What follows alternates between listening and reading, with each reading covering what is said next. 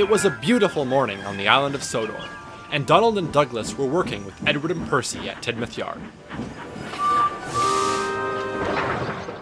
You know, chuffed Donald to no one in particular, this yard always reminds me of when we first came to Sodor. We were working with Duck one morning, just like this, until Thomas came along and— "Oh, what a day that was," chuckled Douglas. "Do you remember how we had to trick Sir Topham Hatt into thinking that—" Yes, interrupted Donald. "And how you had to chase after—" "Oh, how could I forget?" laughed Douglas. Edward and Percy were puzzled. "You know," smiled Edward, "Percy and I encouraged Sir Topham Hatt to keep you on Sodor. But I don't think you ever told us what made him so cross with you two in the first place." "Oh, well, how careless of us," wheezed Donald. "Well, if that's the case, I think it's about time we told you the whole story. Eh, Donny?" piped Douglas. And with that, the twins began their story. The Fat Controller had ordered for a new engine to help with the extra work during the summer. Much to his surprise, two identical twins arrived from Scotland instead of one. The twins were both given nameplates and numbers, Donald 9 and Douglas 10, but the Fat Controller was still planning to send one of them home. The twins decided that if they both worked very hard, the Fat Controller would have no choice but to keep them both. On their first day, the twins were asked to help Duck at Tidmouth. They were soon good friends, and in no time at all, they felt right at home in the busy goods yard.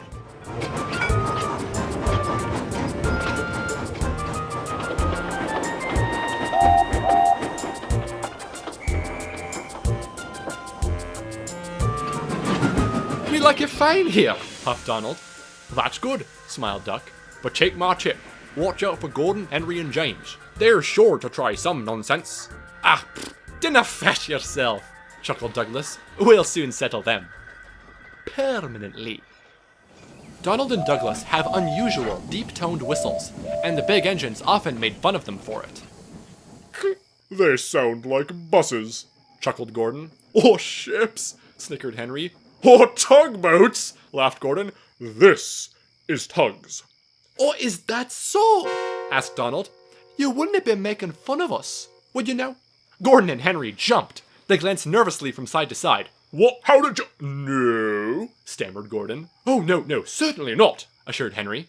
"That's fine," said Douglas. "Now just mind yourself, big man, and keep it that way." And that was the way that Gordon and Henry kept it. The next day, the twins were waiting for a special demonstration with the inspector. Douglas, however, was growing more and more nervous. "I just hope the demonstration goes smoothly," he said. "Otherwise, there's no chance the Fat Controller will keep us both." "You don't think he's on to us, do you, Donny?" "Nonsense," replied Donald. "As long as we don't tell anyone that you're a stowaway, they'll be none the wiser. But keep it down. Here's the inspector." "Good morning, you two," smiled the inspector. "I look forward to your demonstration this afternoon. Until Sir Topham arrives, you'll be arranging goods trains in the yard. Oh, and be sure to ask Duck about the express arrangements too." Every day, Gordon pulls a special express train across the island. They call the train the Wild Nor'Wester. At the end of the train, there is a special coach for passengers traveling to and from Thomas's branch line. Every time Thomas comes in, engines have to shunt the special coach to the bay platform for the express, and then back to Thomas's platform on the return trip. Thomas is very proud of his special coach.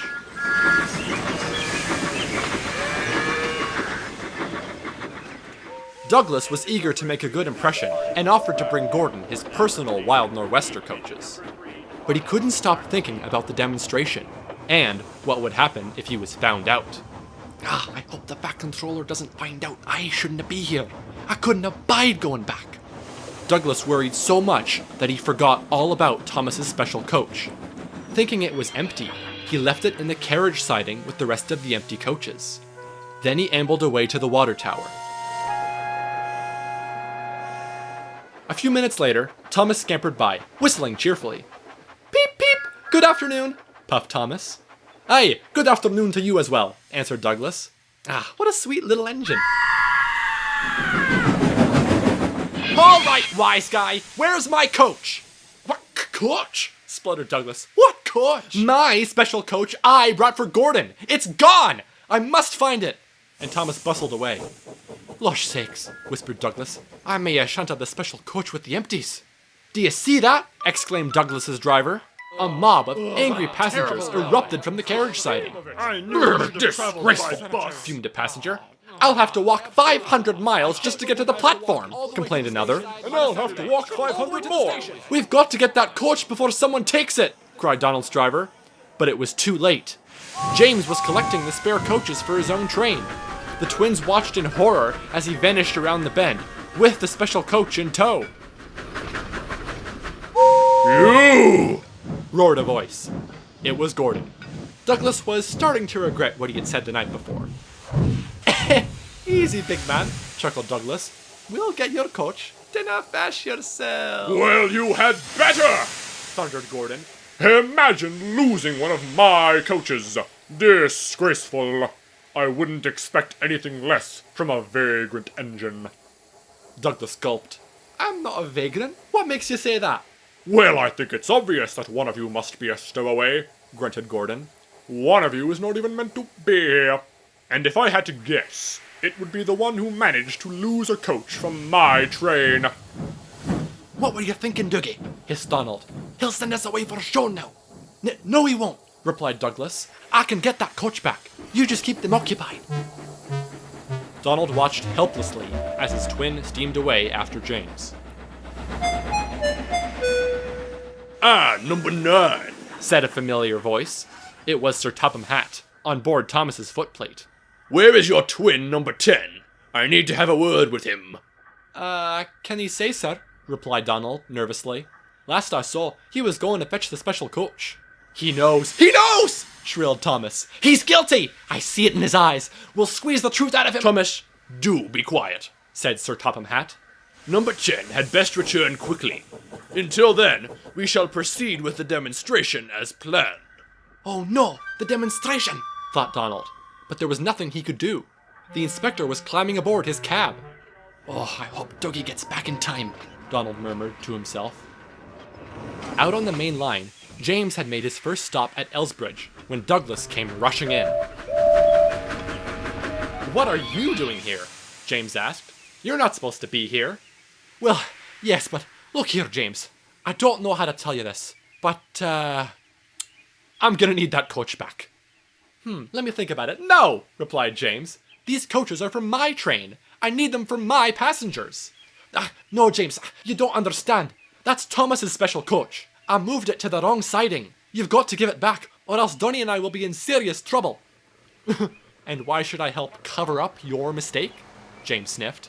Because if you don't, I'll tell the Fat Controller you went over the speed limit. What? I did no such thing. Yes, you did. I was following you the whole time. I saw you do it. All right, touche. But what about my passengers? If you want this coach, you'll have to find me a spare back at Tidmouth. Ugh, all right, groaned Douglas. Don't move a wheel, I'll be right back. You've got 20 minutes before I have to leave. And get something in custard yellow and red, preferably, but not a Pullman. And nothing too small either. I don't want a Stroudley coach. He's gonna get me a Stroudley. Back at the yard, all was not well. The inspector was ready to see Douglas, and Donald was running out of ways to stall him. Where is number 10? Boomed Sir Topham Hatt. I am not impressed with his behavior today. The express is due soon, and there's still no sign of the special coach. If he doesn't turn up for the demonstration soon, it will be very easy for me to decide who to send away. Douglas gulped. He gave a whistle to alert his twin. Oh, there he is, gasped Donald. I'll go fetch him right away, sir. Dougie? Oh, Dougie! What the... Donald? Where are you going? Yoo-hoo! Dougie? Are you back here, Dougie? Dougie! Where have you been? Snapped Donald. I can't stall them any longer. Where's the special coach? I haven't got it yet, replied Douglas. You need to buy me some more time. Here's what we'll do, whispered the driver. We'll swap tenders and nameplates. We'll handle the inspector, and you just find that coach and get it back. Quick now, do as I say. He'll be just a minute, sir, called Donald. Faulty tender. The inspector was suspicious. You have very unusual engines, Sir Topham. Yes, quite, Muttered Sir Topham Hatt, absent-mindedly. Number 10, what are you doing? I'm here, sir, I'm here! And out puffed Donald, but with Douglas's nameplates and tender. Number 10, sir, that's me. Finally, number 10, it's about time. I trust that you've sorted the whole special coach incident. Oh, yes, I was, just the way to fetch it, sir. Number 10, that's me. Yes, I know, replied Sir Topham Hatt, dryly. We shall discuss this later. For now, we shall carry on with the demonstration. So off Donald went with the inspector, for his second demonstration that day. What he couldn't have known, however, was that Thomas had seen everything. All the while, Douglas, dressed as Donald, was looking frantically for a spare coach. Come on, I just need a coach, any coach, moaned Douglas. At last, he found just the ones. Meanwhile, Thomas was searching the yard high and low for his special coach. No, where is it? Where is it? Where is it? It's gotta be around here somewhere. It couldn't just disappear. Oh, at least it wasn't Annie and Clara. Ah! Hey you! Where do you think you're going? Get back with my coaches! I'll give you one for whatever your name is. James was idling at Elsbridge when he heard Douglas approaching. Douglas, is that you? And is that Annie and Clarabelle? Of all the coaches, you brought me those two? Yes. What's the problem with that? Puzzled Douglas. Oh, Douglas. Sweet, sweet, innocent Douglas. You never, ever take Annie and Clarabelle away from Tom. Unhand my coaches, you thief!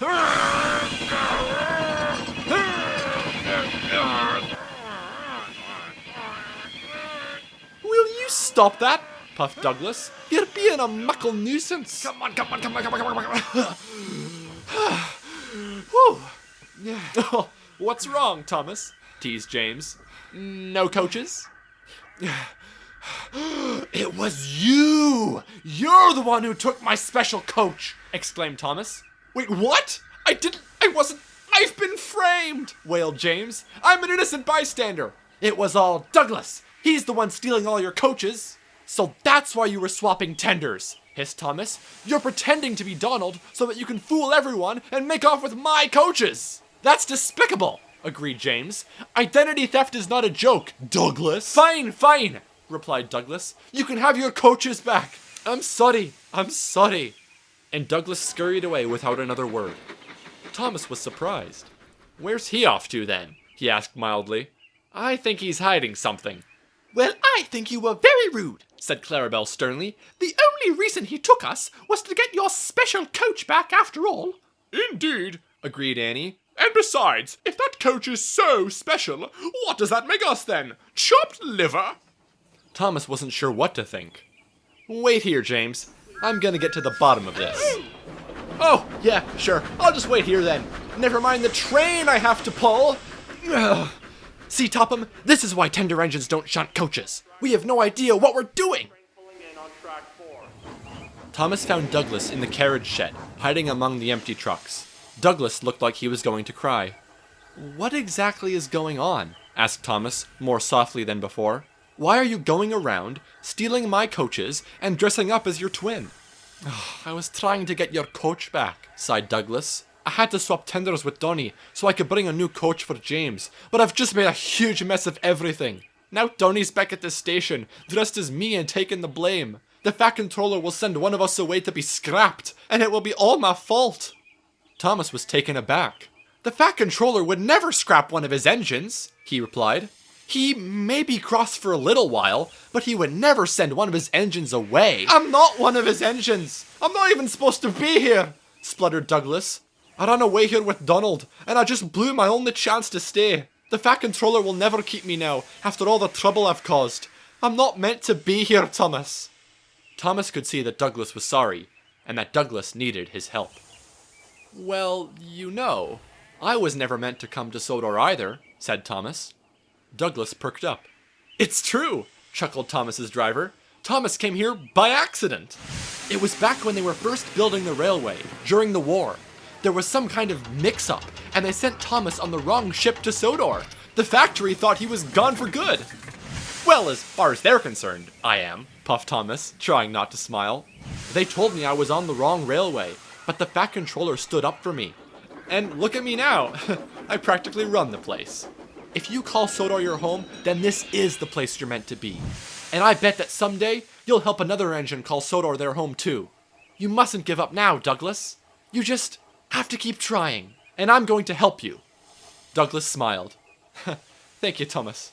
I'm sorry I took all your coaches. I didn't know they meant so much to you. That's all right, replied Thomas. And I'm sorry for attacking you. Now, we're going to fix this mess, but we've got to act fast. But how? Asked Douglas. James has to leave any minute now. Oh, don't worry about him, Thomas grinned. I've got a plan. Back at the station, James was just getting ready to leave for his next stop, when suddenly... James, hey! Can I just say that you're looking positively splendid today? In fact, let's talk about your paintwork, right here, right now. How do you manage to look so splendid? Well, you know, it isn't easy. I tried to... Hey, wait a minute. I see what you're doing. I know what you're up to. Oh, really? You do? Go, Douglas. What do you think I'm doing? Of course I know! You're trying to find out the secrets to my paintwork. Well, nice try! To think you could beat me at my own game. Huh! Amateur! You will never be as splendid as me. Do you not understand that simple fact? Duck! Hi, hello, I'm here. Where have you been, Douglas? Puffed Duck. The passengers are still waiting for the special coach. There's no time to explain, replied Douglas. I need you to fetch me a spare coach. Please, Duck. Well, all right, will do, replied Duck. I just hope you know what you're doing. Yes, replied Douglas, I do. Meanwhile, Sir Topham Hatt and the inspector were growing tired of Donald's antics. Just tell us what happened to number 9, demanded the inspector. We'd like to see him again to compare the two of you. He'll be right with you, sir, answered Donald. But watch what I can do, sir. Watch this. I can whip these trucks into shape, sir, just like this. Very useful, sir, wouldn't you say? Oh, here he comes, gasped Donald. Will you excuse me for a moment? No, I won't. Douglas? Douglas, come back here. Sir, may I speak with you for a moment? Dougie, where have you been? Whispered Donald. They're looking for you. I mean me. Number 9. We've got to swap tenders again. All right, but be quick about it, replied Douglas. Thomas and Duck are counting on me. Once again, the drivers swapped the nameplates, and the twins uncoupled their tenders for the swap. Come on, hurry up, Dougie. I am hurrying. Stop being pushy. Oh no! What's the plan now? Wheezed Donald. You get the tender, replied Douglas. I've got to go and get that coach back. All I'm saying is that it's very strange, Sir Topham. Those twins are identical in every way. Indeed they are, muttered Sir Topham Hatt. He didn't notice the rogue tender making its way across the yard. Psst! Henry! Henry, stop! Henry, stop it! You've got my tender, Henry! Stop!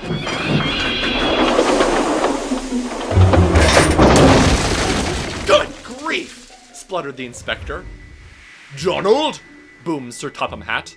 What are you playing at? My tender's away, sir, answered Donald lamely. Well, yes, that much was obvious. But how did it happen? Well, it may have slyly slipped off, sir. Faulty coupling. You know how it is. Yes, quite. Some defect, no doubt. Seems to be a recurring trend. You will not move another inch until your twin comes back. And Henry, fetch a crane for this tender at once.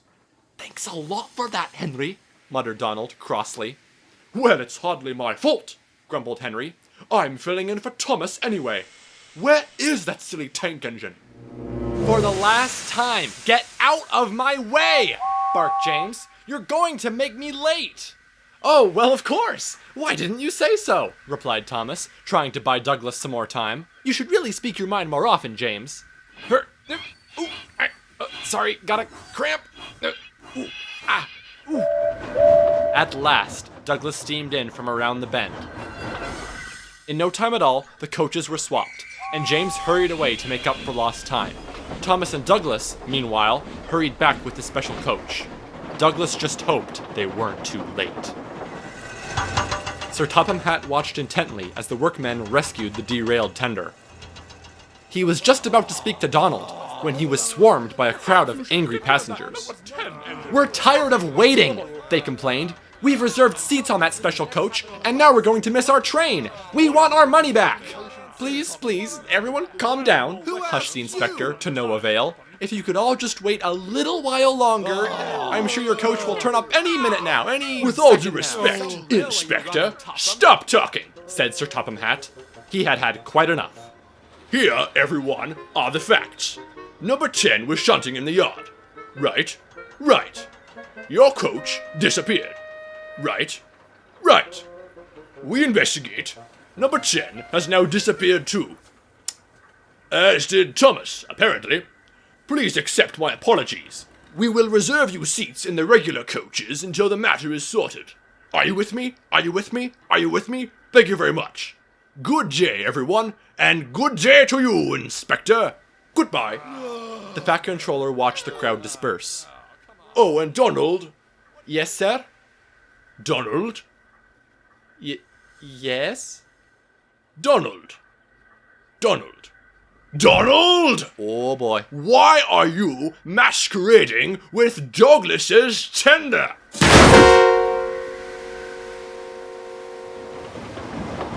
The station was desolate when Douglas and Thomas finally steamed in with the special coach.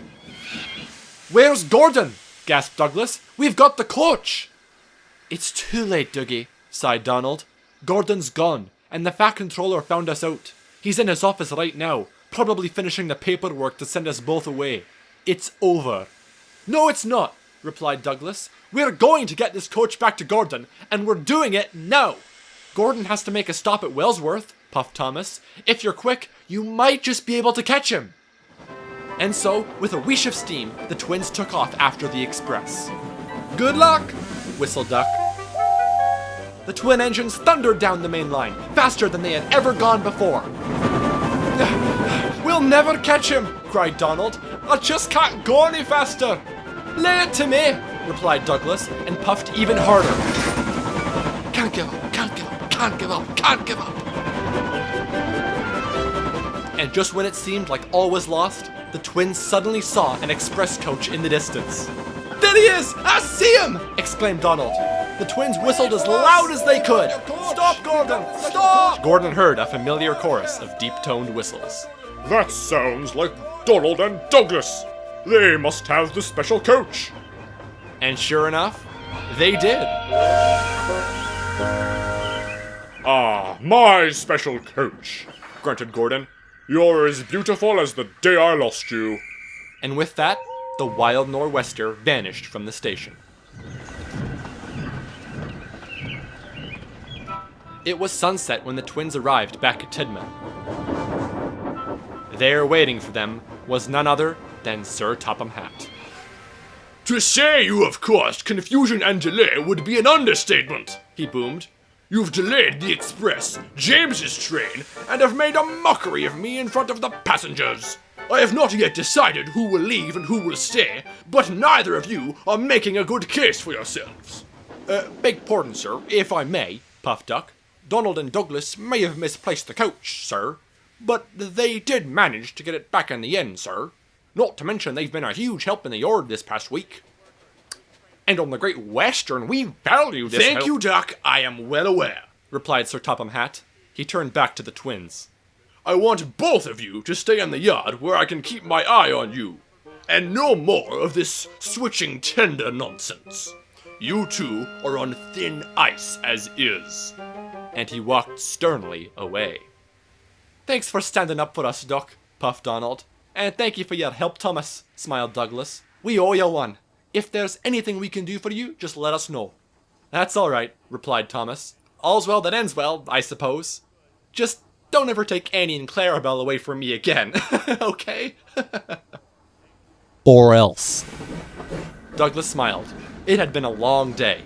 He had made some mistakes, but he had also made some new friends. And probably some new enemies too.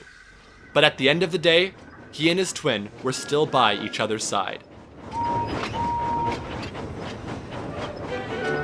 And the rest, finished Douglas, as they say, is history. So, what happened next? Were you sent away and scrapped? You were sent away and scrapped, weren't you? Oh, sorry, I wasn't really paying attention. Edward and Percy were amazed. Bust my buffers! I had no idea! Exclaimed Percy. Yes, agreed Edward. A very interesting story. Oh well, we may have taken a few creative liberties here and there for dramatic effect, grinned Donald, winking at his twin. Either way, added Douglas, we may have found the missing coach, but we certainly wouldn't be here without you two, especially you, Percy.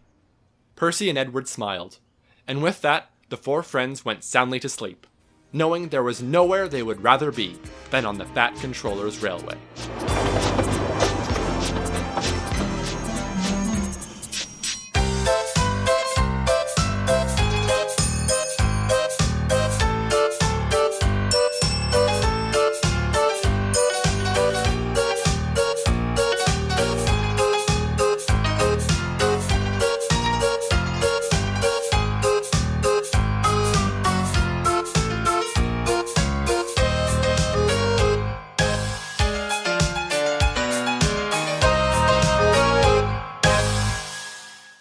Wait a minute. There's still one thing I don't understand. When Gordon and Henry were joking about your whistles, they said something like, "This is Tugs?" What does that even mean? I don't know, Percy. Probably an inside joke or something. Go back to sleep. Well, if it's an inside joke, it's not a very funny one. I wonder what they meant by that. This is Tugs. Indeed.